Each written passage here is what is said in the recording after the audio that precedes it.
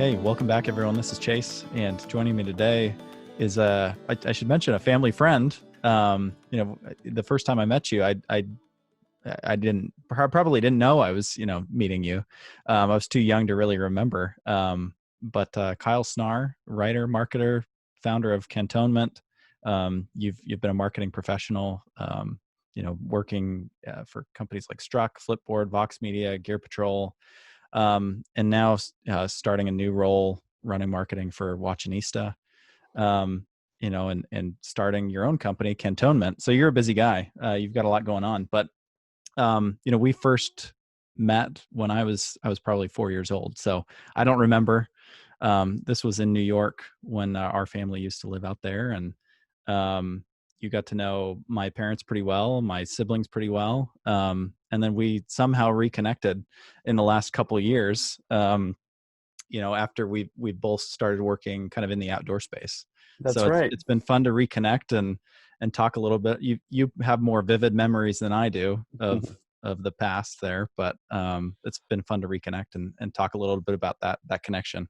Absolutely. Chase, thanks for having me on the show. I'm a big fan of you and the show as well as the program there, and been excited to see how it's produced some amazing talent into the industry. It's really cool. So thanks for having me on. And yeah, we do go way back. And it was funny when we first started talking about it and you were like, now wait a second.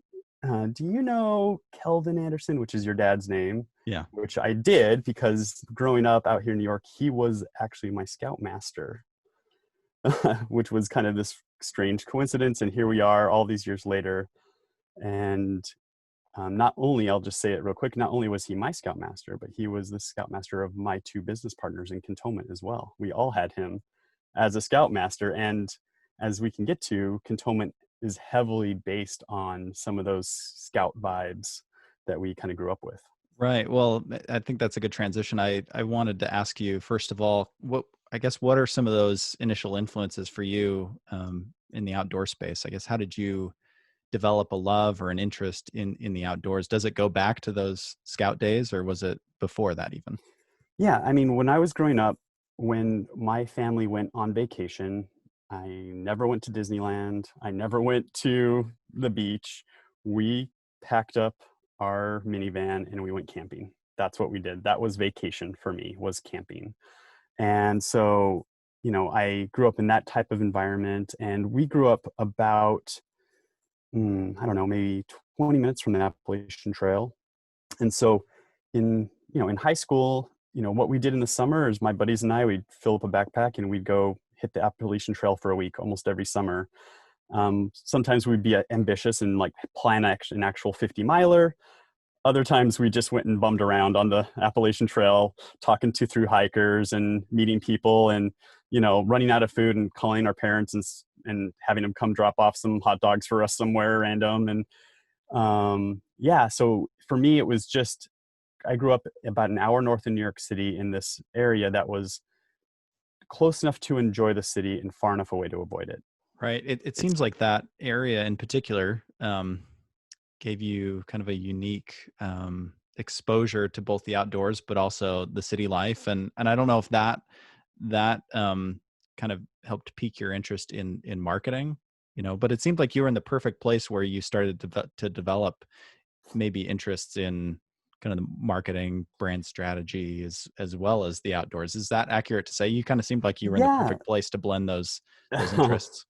Yeah, I think in terms of that side of things, I definitely grew up, loving not just the outdoors, but the gear and the kit that went with it. And I also grew up in a household where it was kind of an automotive household. My dad and my mom, for that matter, are both way into cars, and car magazines were always just lying around the house like crazy. And when I was growing up, when someone asked me, "What do you want to be when you grow up?" I would say one of two things. Either I want to direct movies or I want to design vehicles, specifically cars. And I would sit down and I would doodle car designs for days, and not just like doodling like cars that exist or car brands that exist, but actually coming up with my own car brand company and the names of the models and like creating my own brand around that. And I would design my own logos, and I would design kind of almost like the story of that car company. And that really was probably my first interest in branding and kind of understanding what branding is and trying to kind of wrap my head around that as a little kid. When I got out of high school and finally into college, I really by that point decided I wanted to be a film student. I really just loved storytelling. I had an amazing high school teacher who was a photography teacher and an amazing high school teacher who was a literature teacher, and both of them instilled in me this storytelling. And so in college, I was really focused on film and understanding that, and with a kind of an emphasis in screenwriting. And about halfway through film school, I realized that I was not as interested in telling full-length feature stories. I was much more interested in telling shorter stories. And I kind of got wooed into advertising and understanding that, like, at the time, like a 60-second or 30-second commercial spot was a great place to tell very cinematic stories. And so I didn't change my major, but I ended up minoring in communications and basically kind of conning my way into as many advertising classes as I could. Normally you'd have to, present a portfolio and get accepted into those classes, but I would just literally hunt down the teachers and kind of stalk them in the halls and then, and like befriend them and, get them to laugh. That was kind of my goal. And they let me into a lot of these classes that I otherwise couldn't have gotten into. And I started really understanding advertising. At the same time that was going on, I befriended some graphic designers at BYU where I attended. And we started doing some collaborative work where they would help me provide visuals for some of the copywriting that I was doing, and I would help them provide copy for some of the visuals they were doing, which led to me getting into branding in a graphic design studio right out of school. Wow. Yeah. What was that experience like for you, going from college to work in the real world? What was that, working on real projects, right? I know that's something that our students struggle with, working with some of these made up projects, right? That they have to come up with in class, and designing for a problem that might not seem real. I wonder if you encountered some of that as well on the advertising and film and marketing side. What was it like to go and actually work on a real project for that, that first time? Yeah, it was very interesting. I was right after graduation, I was interviewing at advertising agencies in New York and in San Francisco. Meanwhile, these two graphic design friends of mine, they had actual clients. They were freelancing during school, and these clients grew and grew and grew. And so right after we graduated, they needed things like copywriting, and they needed things like motion graphics and concepting for film and stuff like that. So they hired me to help them, craft these freelance gigs for these clients.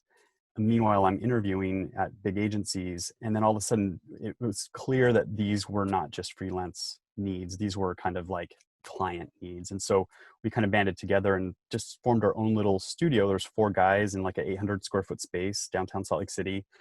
And we started doing great work. And that work was mostly digital at that time. We transitioned from doing a lot of branding and brochures and print needs into, focusing on doing some really innovative things digitally and getting noticed, because those digital objects were being seen around the world, and we were winning awards that were like not just national awards, but global digital awards. Just again, 4 guys, a little 800 square foot space.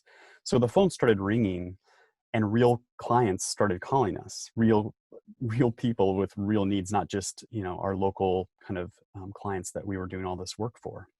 And it was an interesting time for me because, I was wearing tons of hats. I was writing, I was concepting motion graphics pieces, and I was doing tons of just production design because everyone had to do stuff to get the job done. You just all had to like roll up your sleeves and do it together. So I was learning a ton at that time as well. I didn't go to graphic design school, and I don't claim to be a graphic designer, but I was learning from these really skilled graphic designers each and every day, and how to pre-press stuff, how to design for web and all that stuff. And so it was just an intense education, and realizing that there was real money that was transacting based on how good we could do stuff.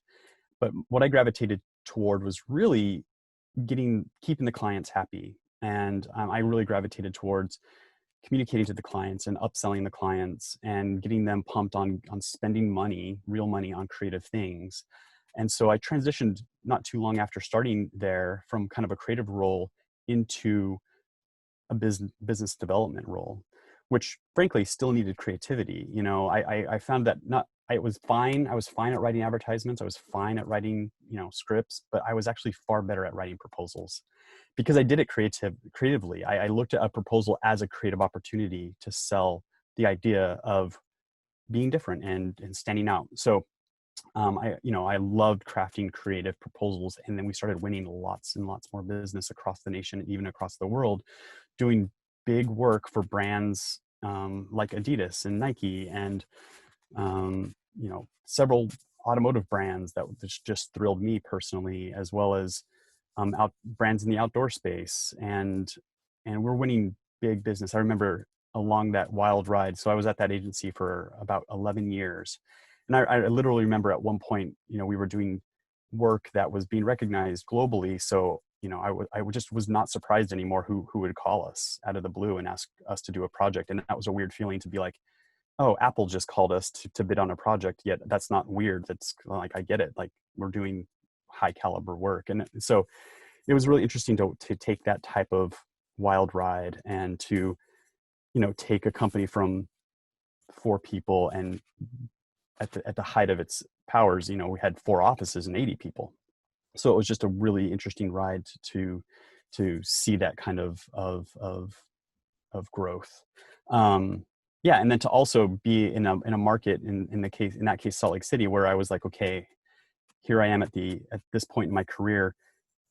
Can I continue to grow within this market, and have to kind of face that decision and wonder if I should try my hand somewhere else? So that was an interesting transitionary moment too. Right. Do you feel like you got not only a crash course in, you know, in design and graphic design and, you know, all of these other, you know, I guess skills that you were developing at that time? Do you feel like you also got a crash course in product? Obviously, you've had an interest in product, you know, since being a kid, right, and hiking the Appalachian Trail and before. When you're, you know, being presented these different projects with different companies, product companies, I imagine you have to dive in deep and understand the brand, understand the product.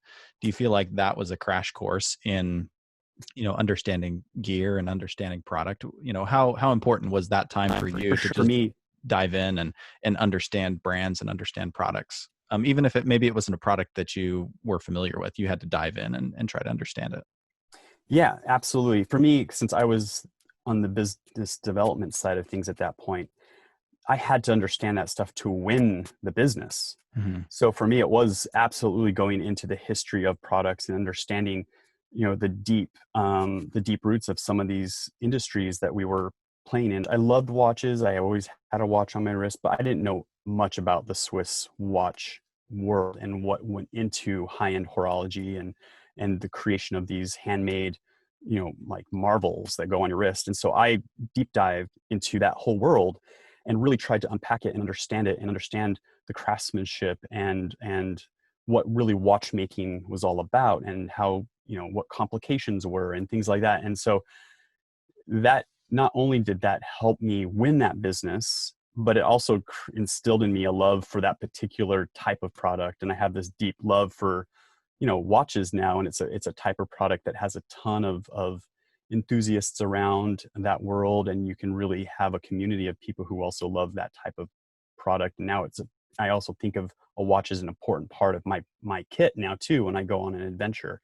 Like choosing out the right watch, the right tool watch for that adventure is a big important part. But that all stemmed from doing a deep dive crash course to win this piece of business. I think that's really interesting because the outdoor industry, it seems like outdoor people just pride themselves on knowing every little thing about their piece of gear, right?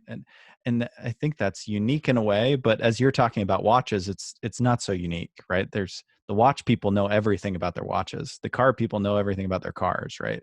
And I think Gear Patrol, we're kind of skipping a few steps, right? You had some very notable career stops along the way, but you end up at Gear Patrol, and the Gear Patrol people kind of embody that idea too. It's people just who know every little thing about their gear. Um, why? I guess and that's kind of for the outdoor people too. Why do you think? I get from the outdoor perspective, people want to know every little thing about these products because in a lot of cases their life depends on it, right? Sure. Or their comfort, but mostly their life. In a lot of cases, what is it you think about maybe watch people or car people or just people want to know every little thing about their piece of gear? Where do you think some of that comes from? Yeah, absolutely. Well, I think that we as human beings, when we're born into this world, we literally have nothing, right? We have we have nothing. And we're not like the type of beings who have super sharp claws or fur. We need tools. We need apparel. Like to survive, we need stuff, right? And so it's actually inherent in us as humans to need to put the right things around us to get the job done, to survive, to thrive. And I think the word materialism gets kind of a really bad rap. I mean, being materialistic, I think is not great, but we can't survive without stuff. So there has to be some good form of materialism. When I started, I was working at Vox Media, which they have pretty big ideas, and they cover important news. And I went from Vox Media to Gear Patrol, and I had to sit there and reconcile with myself, like, am I cool with working at a company that every single day all their job is to do is to talk about things, objects? And I uncovered this really cool study. So she identified two types of materialism. She called the first one instrumental materialism and the other one terminal materialism. So instrumental materialism is stuff that we actually need, things that make us better at doing the things we need to do. They're instrumental to getting the job done. They're tools. And then terminal materialism was just stuff for the sake of stuff. And she felt like, it's great to go after instrumental materialism because objects can make us better at what we do. However, this other side, this getting stuff for just the sake of stuff, she didn't see that as to be as healthy of a thing. And I kind of think of it like instrumental materialism. When I get this object and it becomes part of my life, that's where the story begins. Whereas terminal materialism is you get this object and it becomes part of your life, but that's where the story ends. And for me, I just love that notion of instrumental materialism, that materialism can't inherently just be a bad thing because we do need stuff, but it's finding the right stuff and the right tools to enhance who we are and to begin that story, to go on that adventure, to go make stories with that object. And I think, for the writers that I worked with at Gear Patrol, they were really great at identifying objects that helped out that notion of instrumental materialism. They were enthusiasts around products and, very cross-disciplinary respect between each of them in their separate desks. We didn't hire writers who would write about cars one day and bags the next day and cameras the next day and watches the next day.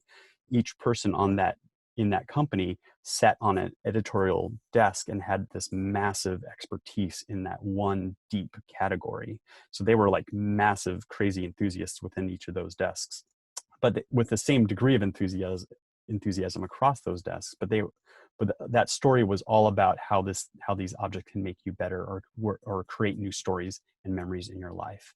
So, I mean, for me, that's how I think about products that I want to surround myself with. And in the case of like Cantonment, how I think about products I want to create and bring to others. Right. Can you share the name of that study again and the person that put that together? I might have to send it to you. Okay. Yeah. Send it to me and we'll include it in the show notes for people. So sweet. Yeah. Because that sounds really interesting. I'd love to dive into that because that's a challenge that our students face every day, when they're trying to design a new product. I think so many of them, they go through our program because they love the outdoors. They love the activity, the activities that they participate in the outdoors. And they want to be a part of making products and making the gear that they use. But some of them kind of run into this wall and they realize, oh, am I just making more stuff for stuff's sake? Right. And so many of these students, they love the outdoors, and they're passionate about protecting the outdoors, and they're passionate about sustainability. And those two ideas really clash, right? If I just making more stuff to make more stuff, or am I making stuff that matters? And we kind of have to talk through a lot of that with them. And some decide not to continue because that they just can't find a way to reconcile that. And some push through because they realize, well, if I'm not going to make better stuff, maybe there aren't other people who will make better stuff. Like maybe I'm uniquely positioned to make stuff that matters, and is going to add value to people's lives. And so I imagine from a journalism perspective, there's got to be some of that conflict as well. But for someone who works at Gear Patrol and is writing, I mean, they're really doing all of us a favor who maybe can't do that deep dive. And I think a lot of us feel overwhelmed by the amount of stuff that exists in the world, and we want to make the right choice. We want to find the thing that's going to be maybe from a sustainability perspective, the thing that's going to have the least amount of impact. And if it is going to have impact, making sure that it's something that's going to last a long time. So I see the role of kind of gear journalism as being really valuable. And so I imagine for you that was a great experience to be able to experience gear from that perspective, and diving even deeper and understanding it, and being able to describe it to people and talk about it from that perspective. So no, I just think that part of the gear culture is really interesting. This idea that you have to understand how heavy your product is and what it's made of, and all of that. It's really interesting. And I think that's pretty unique when it comes to physical products. I don't know if we overanalyze other parts of our life that way. Maybe we do, but I want to understand where my stuff comes from, and what it's made of, and who made it. And I think that's partially a generational thing as well. Yeah, I think that's important. I think that we are creating more kind of awareness around those types of things these days, and we care about it a lot more. But again, I think part of that is just, I'm a huge fan of product plus story. And that story, we crave a narrative, we crave being able to, have something that speaks to us personally, but we also like to talk about our stuff to others, and we want that narrative to share. So products need to speak to us, and they need to also arm us with opportunities to speak about that to others. And so that's, one of the big things I learned while working at Gear Patrol was the kind of the power of product enthusiasts and tapping into that kind of culture of people who care deeply about telling the stories around the things that they choose to surround themselves with, and how can I speak to that culture and leverage that culture to launch stuff that I've always wanted to launch. And so that was a big jumping stone for me to understand how to launch a product that I was kind of working on in my head for the last 4 years, with some pals that I grew up with. And then going and understanding and unpacking that kind of product enthusiast mindset, and seeing how I can help, create products that speak to that mindset and also speak to me. Right. Well, I think that's a good transition point as well. I think so much of your career and your life experience is kind of built towards this opportunity to build your own thing, right, and launch your own product. I think too often there's kind of this story that's told that, okay, you have to be the right out of college founder of a company and launch something, and it's going to be successful. And in most cases that isn't how it goes, right? I think your path is the more common path, where you go to college, you get some really great experience at a variety of companies, you learn a lot, you understand people, and then you have an idea, through this life experience, and through interacting with other people, and now you have the skill sets, and the experience to actually launch your own thing, and the network, and right. the partners, because that's something else you don't have oftentimes right out of school. Right. So Yeah. how long was, with that all said, how long was this idea incubating? I mean, from the Scout days, I mean, that was probably the seed, right? Well, definitely the seed of Cantonment is definitely, happened growing up, and our love for the outdoors, and let's just say, our like for scouting. Like, for instance, when your dad became my scoutmaster, I was much older. I was 16 actually when he became the local scoutmaster, and And so I was already out of scouting, and he actually brought me back in, and I didn't get my eagle or anything like that, but he got me to a life scout when I turned 18. I was proud of that. But he got me to, rethink about scouting and kind of zoom in on the things I did like about it and not worry so much about the things that I wasn't so interested in. And I think that's true of my business partners too. We weren't all like these crazy good scouts. In fact, most of us weren't, but what we did learn and love about scouting stuck with us, right? And so the story behind this product is every morning I would, arrive in Grand Central and walk 20 minutes down to an office. I was working for a company called Flipboard at the time. This was about 4 years ago. And in the height of summer, just walking 20 minutes in New York City, the humidity, you can get incredibly hot and incredibly, unfortunately, sweaty. So I was often carrying with me at least one or maybe two bandanas. One I would use to kind of mop my brow, or the other I would oftentimes tie around my neck if I had to wear a collared shirt to protect that collar from getting too sweaty in the morning. And one of these mornings, my friend Matt, who I grew up with, he's living on the other side of the country, and he's a product guy. He works for an agency that makes products and designs products for other companies. And he called me up and said, I really want to start a company of my own and make a product of my own. I want it to be a soft goods that doesn't require sizes. Do you have any ideas? I'd love to start this with you. And here I am, like literally looking at my bandanas, like, yes, I got an idea. I carry with me this bandana that I use to for these different purposes, but it's, a typical bandana it's too big when you fold it up and slide it into your pocket. It's too big, it's too bulky, it's not comfortable to put in your pocket. But a handkerchief, which does fit in my pocket, is just too small to do anything else with. I can't tie it around my neck, I can't tie it around my head or use it for any other purpose. And so, I said the ideal product for me that we could start with that could be one size fits all is just finding the perfect sized tool cloth, the perfect size cloth that's not a bandana and it's not a handkerchief. And that was about 4 years ago. And we've started iterating on that idea to try and solve for that ever since.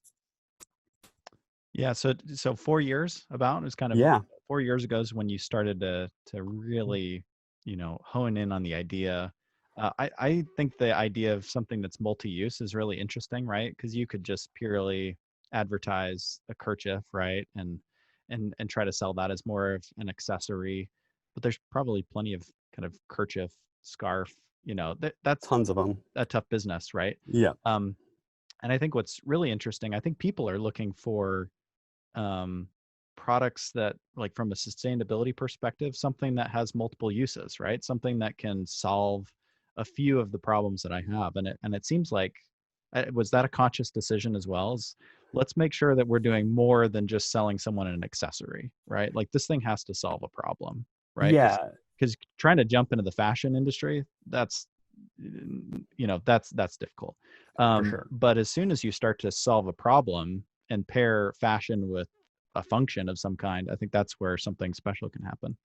Yeah, exactly. That was a nice tee up too. Yeah, our kind of the story behind our brand is our motto, which is stylized substance, which is kind of that very idea of like pairing fashion and function. It's like we wanted anything that we create as a company needs to look good, needs to be cool, but needs to have functionality built into it, and hopefully in more ways than one.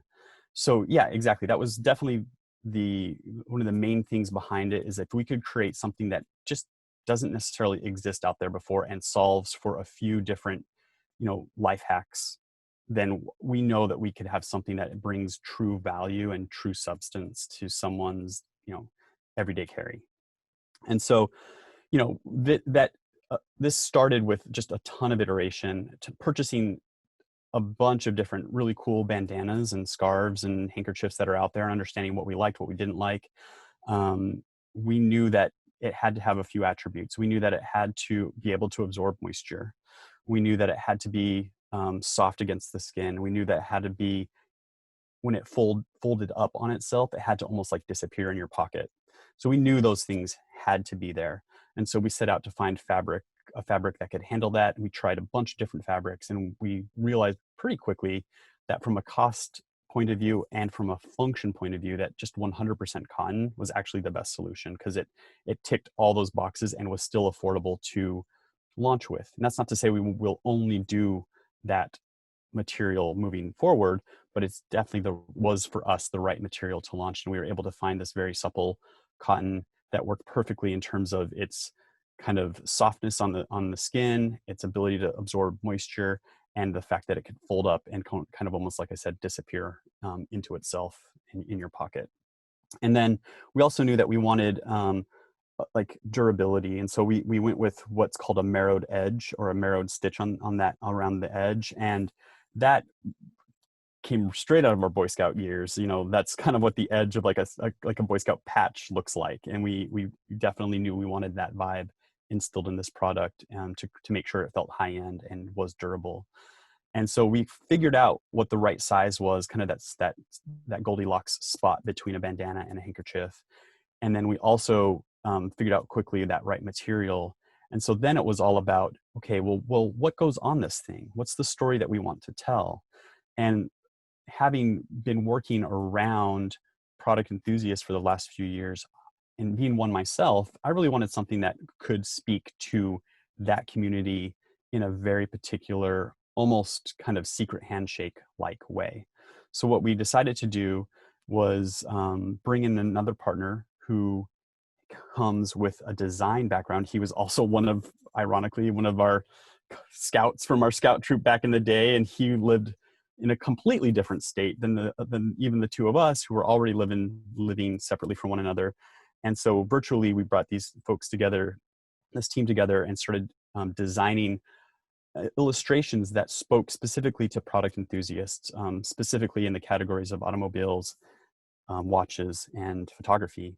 And so the illustrations that we chose to put on these are hyper zoomed in blueprints of iconic products within those categories. And the whole idea behind them is, if anyone, no matter what your background is, looks at one of these illustrations, they can go, wow, that looks really cool. But if you are in the know and you are a product enthusiast in that category, there's that secret handshake that's like, oh yeah, of course, that's the headlight cluster for a Land Rover Series 3. You just know that's what it is. Or you know that that's the handset from a Seiko dive watch, because you're in the know. And we just love that idea of that second read story for people who are in the know. And I think for us, that allowed us, from a marketing point of view, to go directly into enthusiast communities and give them something extra special as a way to launch that product without like having to do a Kickstarter.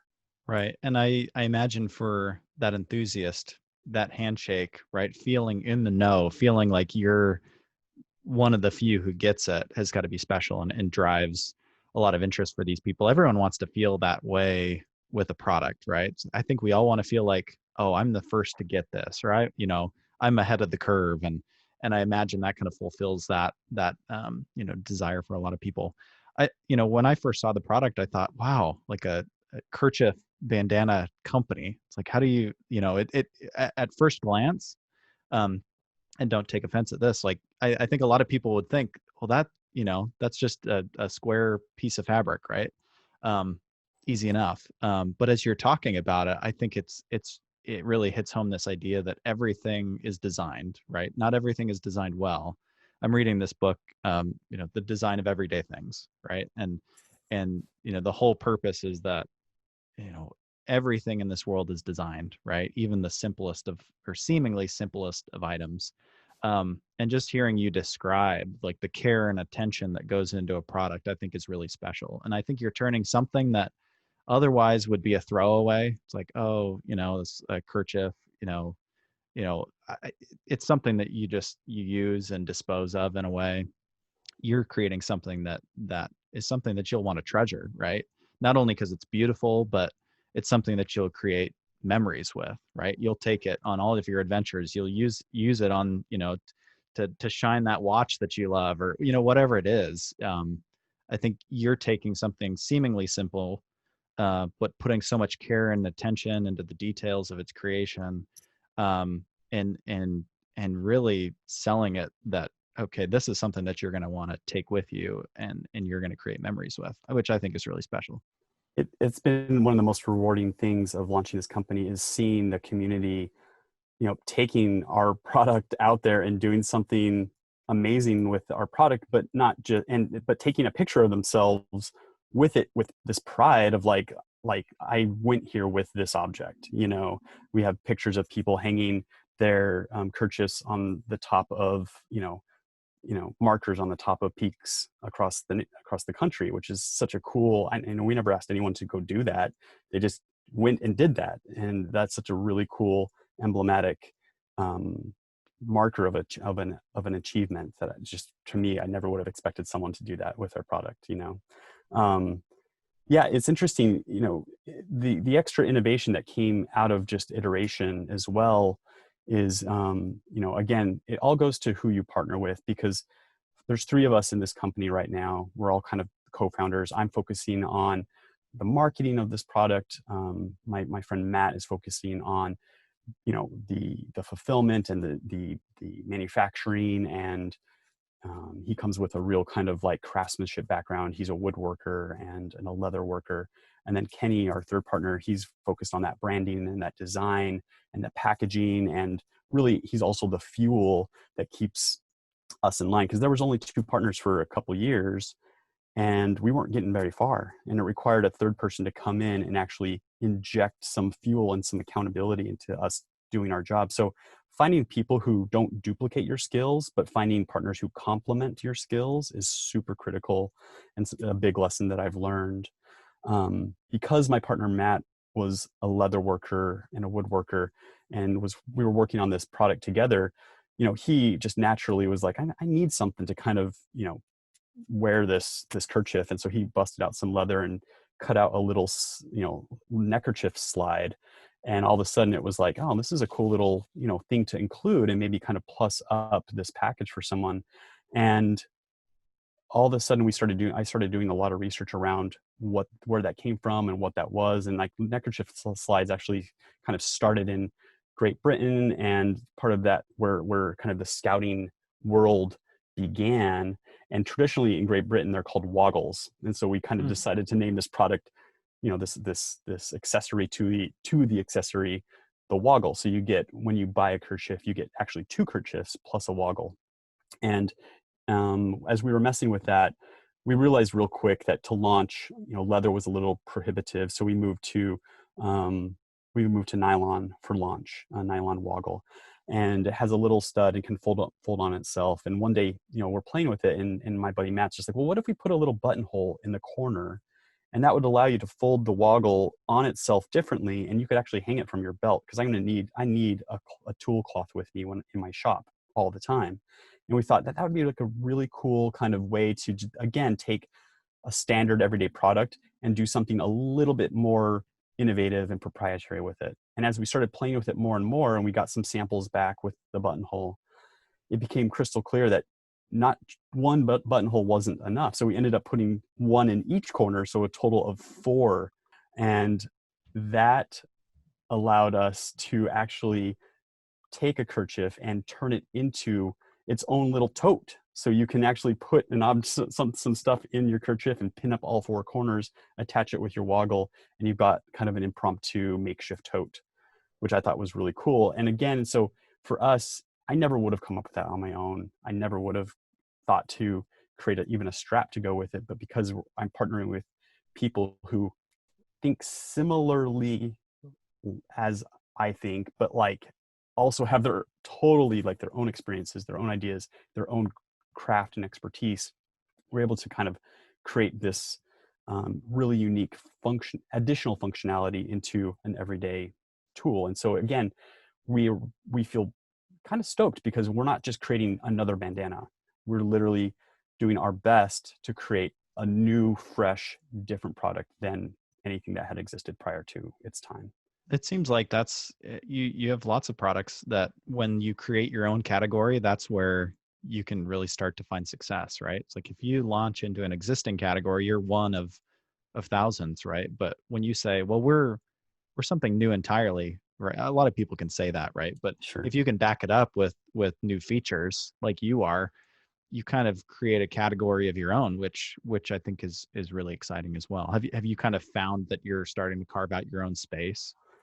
I think, you know, again, I come from like a branding and marketing background, and obviously the story that we're trying to tell from a brand positioning point of view is just this isn't a bandana, this isn't a handkerchief, this is what we're calling a kerchief, but it's this new and different product. So we're definitely trying to project that message and create content and storytelling around those features to make it feel different and new. What's cool is that I think people who are using it do realize that it is something different, that it isn't just another bandana, it isn't just another handkerchief, it is something that they can connect with in different ways, whether that is through style or storytelling or functionality. Yeah, that makes your job a lot easier when you don't have to do any convincing, right? Well, still doing a ton of it for sure. Right, right. But at least people get it, right? Yeah, yeah. Well, yeah, it's so funny because that's something that we actually say when people post pictures on Instagram of how they're using their kerchief in all kinds of ways, and in ways that we hadn't even anticipated. We kind of tag them as, you know, so and so gets it, because they literally got received our product and then got it, which was really cool. Right. And I imagine for you, that's exciting where you have these influencers, you have product people, gearheads who are out using this and finding new uses for it. That just continues to increase the value, right? And increases the value proposition when you're advertising this product to more people. I mean, if that list of features just keeps increasing, Right. that's a beautiful thing for you, right? And because that's the collective, right? That's a group of people coming together and sharing their different experiences of how this product is being used. So a product that continues to develop new features and new functions will continue to have value for more people, right? Yeah, I mean, one of the really cool stories that I'll share real quick is amongst all the different functionalities that people have been in use cases that people have been finding. One of our customers pinged me on Instagram and sent a picture of his newborn son who had essentially confiscated his kerchief as his kind of teething blanket. And all of a sudden, like, I never would have thought that that's something that we created for, you know, kind of more like adventure and fashion would be, you know, one of these indispensable items for a dad and his son, and become this kind of, you know, soothing like little toy or object for this baby, which I thought was really cool. Right. That is really cool. Yeah, there's a whole host of possibilities, right? And there's no way for you to think of them all, but we live in a great time, you know, through Instagram and other social platforms, right? That you can get that feedback so quickly, and hear those positive stories and you know, continue to, I don't know. I think it's just really, really special that you can find new applications for the product. I think that bodes well for it. Um, I guess, you know, we've sung the praises, right, of starting your own company, but what have been some of the unexpected challenges that you've faced when launching this?